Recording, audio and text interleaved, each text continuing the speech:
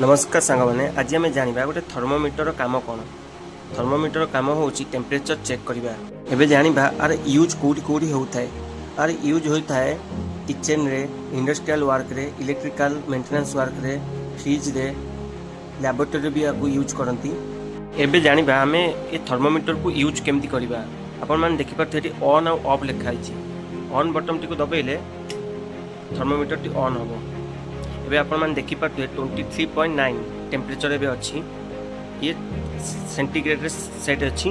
हम जदि को फारेनहाइट रे सेट करबा एटा क्लिक करंतु। ये सेंटीग्रेड फारेनहाइट पई ए बटन देछि। एबे ए जो होल्ड और मैक्सिमम मिनिमम देखौछि आपण होल्ड करि परिबे। एबे देखंतु होल्ड हो गेला मतलब टेम्परेचर आगु पछु किछि जीवनी। आपण मैक्सिमम देखि पारे केते मैक्सिमम टेम्परेचर रे जगह थिला 33.4 मिनिमम 21.7। एबे जो ALUP लिखाई ये हूँ अलार्म की।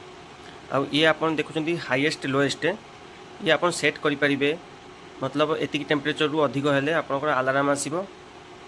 लोएस्ट भी सेम एति टेम्परेचर कम हेले आपनकर अलार्म आसीबो। यदि आपको वीडियोटी भल लगिला वीडियोटी लाइक करंतु, चैनल टाको सब्सक्राइब करंतु। आमे एही भली वीडियो आहुरी आगु को आपण मानकु बनेकी दबु। धन्यवाद।